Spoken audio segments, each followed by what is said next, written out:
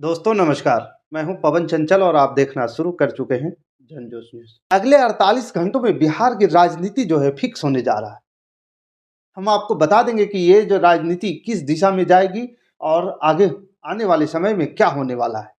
ये बिल्कुल तस्वीरें अब जो है लगभग साफ हो चुका है और यहीं से कुछ सवाल भी उत्पन्न हो रहे हैं। तो वो सवालों के साथ जो है इस पे हम आज विशेष चर्चा करेंगे। क्या बिहार के मुख्यमंत्री नीतीश कुमार एनडीए में बने रहेंगे या नहीं?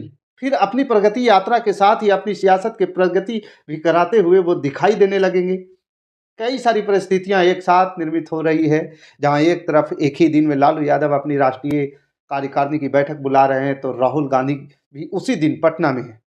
जी हाँ, 18 जनवरी की तारीख है और तारीख 18 जनवरी की बिहार की सियासत में एक लंबी लकीर खींचने जा रही है। 48 घंटे में क्या होगा, यह भी आपको मैं बताऊंगा। लेकिन 48 घंटे के बाद की भूमिका जो भी अभी से तैयार की जा रही है, उन सभी भूमिकाओं पर गौर करना शुरू करें।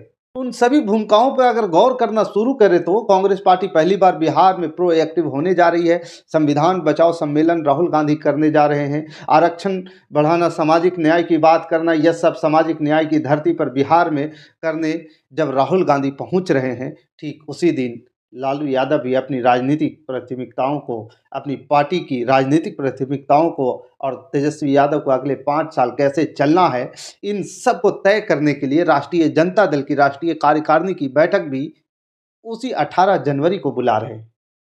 लेकिन नीतीश कुमार जिनके करवट लेने से ही खेला हो जाता है, पार्टी उनकी पार्टी के प्रवक्ता नीरज कुमार कह रहे हैं कि जब चुप रहते हैं तब खबर होती है, जब बोलते हैं तब खबर होती है। हर तरह से जनता दल यूनाइटेड की राजनीतिक ताकत है। बिहार में राजनीतिक हैसियत इतनी बड़ी है कि इसका एहसास तो जदयू के प्रवक्ता नीरज कुमार को है। लेकिन क्या नीरज कुमार को इस बात का भी एहसास है कि उनके नेता कौन सा राजनीतिक खेला करने वाले हैं?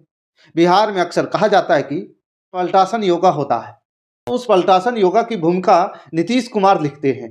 भले ही खुद पलटासन नहीं करते हैं, वह मुख्यमंत्री पद पर आसीन रहते हैं। खेला आरजेडी की तरफ से होता है, खेला बीजेपी की तरफ से होता है, यानी कि पलट पलट के सत्ता और विपक्ष के मिलाते रहते हैं। यह काम राजद और भाजपा की तरफ से होता है। क्या अब एक बार फिर से वही घड़ी आ गई है?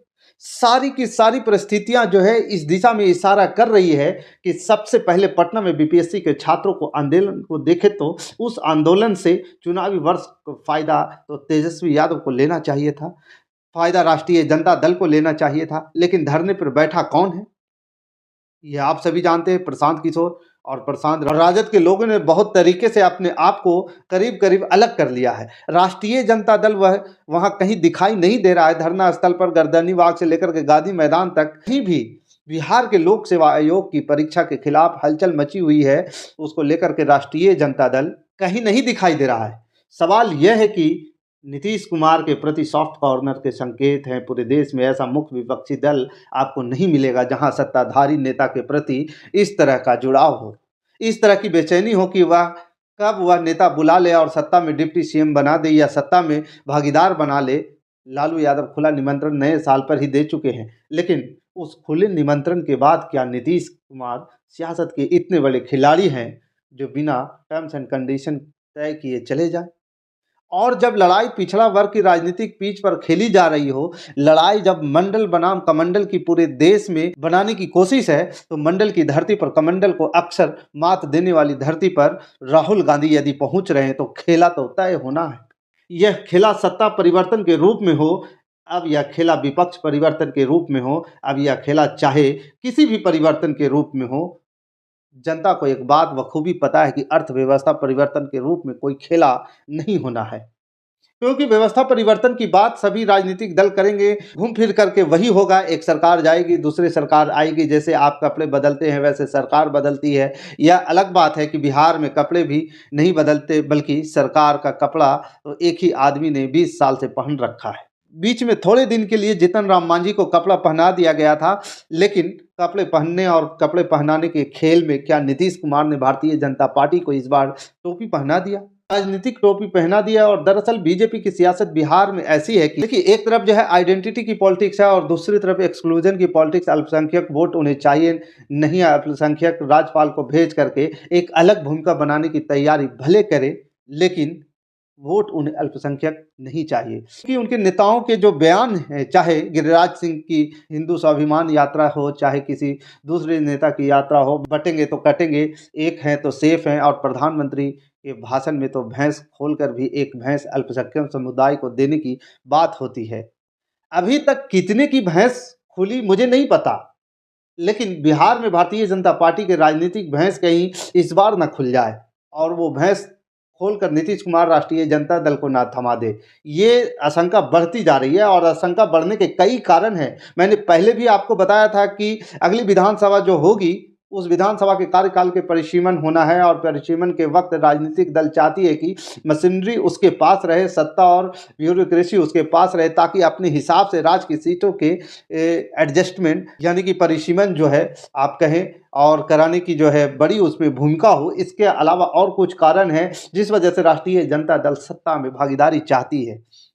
भागीदारी क्योंकि नीतीश कुमार को यदि जनता ने जिता भी दिया तो बतौर मुख्यमंत्री उनका आखिरी कार्यकाल होगा, बात करीब करीब तय है। और जब आखिरी कार्यकाल होगा तो नीतीश कुमार की लेगेसी के दावेदार कौन होगा, उत्तराधिकारी कौन होगा नीतीश कुमार की, ये स्वाभाविक जो है आखिरी कार्यकाल में जो उनके साथ खड़ा होगा उनकी लेगेसी, वो उनका जो है दावेदार होगा। अति पिछड़ा महादलित राजनीति के अधिकांश वोटों के दावेदार की बात है, तो वहीं उनके साथ आप जरा कांग्रेस की बात की जो है भूमिका के भी देख लेते हैं। कांग्रेस पार्टी की भूमिका अपने आप सभी जानते हैं कि बिहार की राजनीति में बहुत बड़ी नहीं है। राहुल गांधी लकीरें खींचने की कोशिश की, कांग्रेस पार्टी ने भी 2000 से 2010 में अलग चुनाव लड़ने की कोशिश की, हासिल कुछ नहीं हुआ। सिर्फ 4 सीटें बिहार में विधानसभा, और अब जो 243 सदस्यों की बिहार विधानसभा है, वहाँ 4 सीटों पर तो सरकार नहीं बनती। वहाँ भाजपा और राजद की 80-80 सीटों से भी सरकार नहीं बनती है। वहीं नीतीश कुमार की 45 सीटों से भी सरकार नहीं बनती है। सरकार तभी बनती है जब नीतीश कुमार एक बड़े वोट बैंक के साथ अपने वोट बैंक को अपने चेहरे के साथ जोड़ पाते हैं। नीतीश कुमार के साथ एक प्लस पॉइंट जरूर है, पास जो 51% वोट है उनका वोटर सिर्फ यही चाहती है कि नेता मुख्यमंत्री रहे, उसे गठबंधन से मतलब नहीं है। वो गठबंधन इंडिया हो या एनडीए हो, चाहे कोई भी गठबंधन हो, किसी भी स्थिति में पसमानदा मुस्लिम हो, महिला वोटर हो, थोड़ा ज़्यादा एश्योर होते हैं, थोड़ा ज़्यादा निश्चिंत होते हैं और उनमें एकजुटता का भाव ज़्यादा रहता है, जिससे उनके सीटों में कन्वर्जन की संख्या बढ़ जाती है और स्थिति ज़्यादा मजबूत हो जाती है। इंडिया के एनडीए के साथ होने की स्थिति में थोड़ी दिक्कत होती है। दिक्कत इसलिए होती है कि फिर साथ में भाजपा भी तो है। अब भाजपा की पहचान सिर्फ चुनावी हिंदुत्व की राजनीति करने वाली पार्टी की नहीं है। उनके साथ चुनावी Hindutva plus B team plus C team plus D team, Chirag model, ये सब करने वाली पार्टी की है। तो बिहार के राजनीतिक रूप को इतना जागरूक है कि चाय की पान की दुकान पर, नुक्कड़ पर सियासत जो है वहाँ दांव पेच आपको सुनने को मिलेंगे। लुटियंस दिल्ली में भी शायद नहीं मिल पाएंगे। तो ये उस राज्य की सियासत में मंडल पॉलिटिक्स को धार देने के लिए राष्ट्रीय जनता दल की कोशिश अपनी तरफ से जाति जनगणना करा करके पिछड़े वर्गों को चैंपियन बनाने की कोशिश कर रहे हैं। नीतीश कुमार की राजनीति अपनी तरफ है और इन सब के बीच जातिगत जनगणना के मुद्दे पर राष्ट्रीय स्तर पर अपना मुद्दा बना चुके हैं। राहुल गांधी की राजनीति की तरफ से जब यह सब चल ही रहा है तो अमित शाह की एंट्री होती है। किस रूप में एक एंट्री अमित शाह की होती है? एक टीवी इंटरव्यू के माध्यम से। उस एंट्री में विधानसभा चुनाव के बाद नीतीश कुमार सीएम होंगे या नहीं रहेंगे, इस पे भी आपने सुना ही था और वो अमित शाह का बयान काफ़ी वायरल भी हुआ था। इस बात का भी सबको खबर है और इसी बात को लेकर के नीतीश कुमार भी नाराज हो गए थे। इस सवाल पर गोलमोल जो है उन्होंने जवाब दिए। एक एंट्री अमित शाह की और होती है और वो एंट्री की किस रूप में बाबा साहब अम्बेडकर के ऊपर दिए गए बयान के रूप में होती है, जिसमें संविधान बचाओ नैरेटिव उत्तर प्रदेश में इस बयान से पहले ही चुनावी रूप में बीजेपी का जो है कबाड़ा कर चुका है। दलितों के बड़े सेक्शन को लाभार्थी चेतना से निकाल करके जो है सामुदायिक चेतना के धरातल पर ला चुका है। भला अब संविधान बचाओ के नैरेटिव बिहार पहुंचेगा, संविधान बचाओ के जो है न्याय के नैरेटिव से जुड़ता हुआ नजर आएगा, तो फिर उसके बाद खास करके जब राहुल गांधी लालू एक होंगे तो क्या नीतीश कुमार अमित शाह के साथ खड़े होने की जोखिम लेने की परिस्थिति में होंगे? ये बड़ा सवाल है।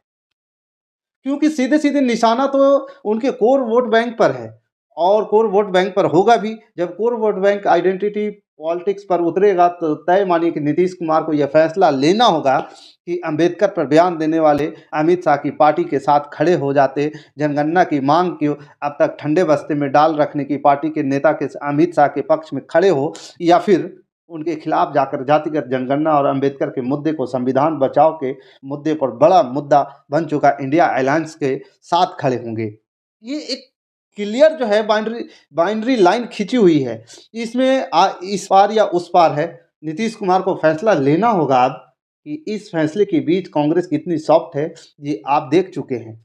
बीपीएससी छात्रों पर लाठी चली, पटना में तो लाठी चलवाने वाला विभाग यानी कि बिहार के पुलिस महकमे का बॉस कोई और नहीं बल्कि बिहार के मुख्यमंत्री सह गृह मंत्री नीतीश कुमार हैं। बावजूद इसकी प्रियंका गांधी हो या मल्लिकार्जुन खड़गे हो, इनके ट्वीट को यदि आपने देखे तो निशाने पर कौन होता है? भारतीय जनता पार्टी होती है, नीतीश कुमार नहीं होते हैं। नीतीश कुमार दिल्ली में भी आते हैं, मनमोहन सिंह के घर भी जाते हैं, मिलते भी हैं, फोटो जारी नहीं करते हैं। सिर्फ खबरों पर यकीन कर सूत्रों के हवाले से खबर चलाई जाती है। हम सब कह सकते हैं कि अंदर में जो है प्रियंका गांधी और सलमान खुर्शीद जो है संभवतः वहाँ पे होंगे। अब जरा इसके आगे की सियासत देखिए। अमित शाह की 2 भूमिकाओं का वर्णन मैंने किया, तीसरी भूमिका अब जानते ही हैं कि उनकी तीसरी भूमिका भारतीय जनता पार्टी के तथाकथित चाणक्य की है। ऐसा चाणक्य जो बिहार की सरजमी पर आते ही चाणक्य और चंद्रगुप्त दोनों की भूमिका निभाने की कोशिश करते तो हैं, लेकिन दिक्कत यह है कि बिहार की धरती चाणक्य और चंद्रगुप्त की उस भूमि के लिए तक्षशिला से आए चाणक्य तो स्वीकार कर लेती है। आज से 2.5 साल पहले गुजरात से आए हुए तथाकथित चाणक्य को स्वीकार करने में उसे दिक्कत होती है। तो इन दिक्कतों के बीच भी कहीं हाँ कहीं ना अमित शाह के कार्यक्रम को लेकर के चल रहा है। और यही मैंने कहा कि 48 घंटों में ये तय हो जाएगा कि दरअसल नीतीश कुमार जो है अमित शाह के पटना पहुंचने पर 5-6 जनवरी के यानी कि कल या परसों के जो यकीन करें तो अमित शाह पटना आ रहे हैं। सुशील मोदी दिवंगत पूर्व उप मुख्यमंत्री, उनके लिए कार्यक्रम आयोजित है, उसमें हिस्सा ले सकते हैं। लेकिन बिहार के भाजपा के कई नेता से मैंने बात करने की कोशिश की और समझने की कोशिश की। कहा कि आधिकारिक तौर पर उन्होंने कहा कि आधिकारिक तौर पर तो उनके पास कोई ऐसी जानकारी नहीं है। नीतीश कुमार की पार्टी बहुत बेसब्री से प्रतीक्षा कर रही है कि अमित शाह पटना पहुंचे और पहुंच करके ये ऐलान करे कि विधानसभा चुनाव के बाद चुनाव जीतने की स्थिति में यदि एनडीए गठबंधन जीता तो नीतीश कुमार ही मुख्यमंत्री होंगे। बहुत बेसब्री से जदयू इस बात की प्रतीक्षा कर रही है। कोई भले खुलकर कुछ ना बोले, लेकिन प्रतीक्षा सबको है, यह बात किसी से छिपी हुई भी नहीं है। अगर अमित शाह आते हैं, ऐसा कोई ऐलान नहीं करते हैं, तो तय मानिए कि लालू यादव का निमंत्रण, कांग्रेस पार्टी का सॉफ्ट रवैया और नीतीश कुमार को अपने पाले में लाने के लिए काफ़ी कुछ आरजेडी को पता है। उसके पास बड़ा वोट है, लेकिन बड़ा वोट बैंक उसकी चुनावी संभावनाओं का द्वार नहीं खोलता, बल्कि विपक्ष की संभावनाओं का द्वार तक सीमित कर देता है।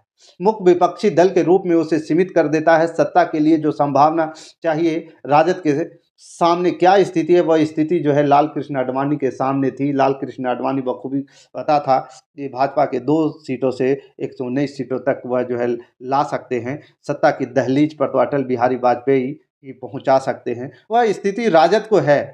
राजद को ही यह पता है कि राजद का मजबूत वोट बैंक तेजस्वी यादव को जो है 75 से 80 या 40 से 50 सीटों तक पहुंचा सकता है। चिराग मॉडल हुआ तो 75 से 80 तक, चिराग मॉडल जैसी संभावनाएं धूमिल हुई तो 35 से 40 सीटों तक के ला करके मुख्य विपक्षी दल का दर्जा दिला सकता है। लेकिन सत्ता का स्वाद नीतीश कुमार के चेहरे पर ही चखने को मिल सकता है। इस बात को लालू प्रसाद यादव के निमंत्रण के बाद और ज़्यादा बल मिल जाता है। जब इस बात का बल मिलता हुआ दिखाई दे रहा है, इसका सीधा मतलब यह है कि अगले 5 साल तक नीतीश कुमार की कुर्सी सुरक्षित रखने की पुख्ता इंतजाम लालू यादव ने कर दिया है।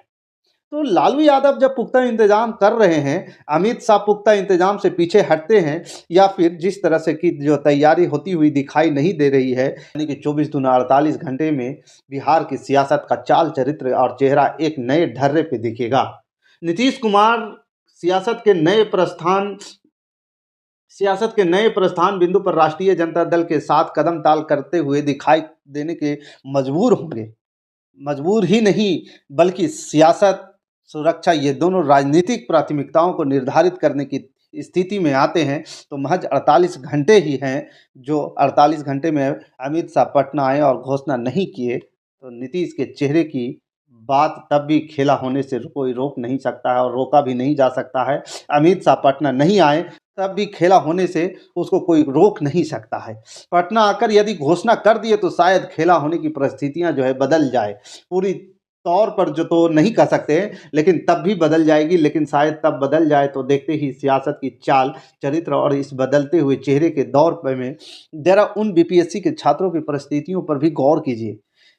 जब हाड़ कांपाती ठंड में वो बैठे हुए हैं और धरना पर बैठे हुए हैं, अनशन पे, और सियासतदान जो है अपनी सियासत कर रहे हैं, लेकिन सियासत बड़ी बेरहम चीज़ होती है। सियासत ऐसी चीज़ होती है जो शिक्षा और स्वास्थ्य के मुद्दे से दूर ले जाकर के मंदिर भारत खोदो अभियान पर इन सभी चीज़ों को जो है लोगों को लगा देती है, लव जिहाद में लगा देती है।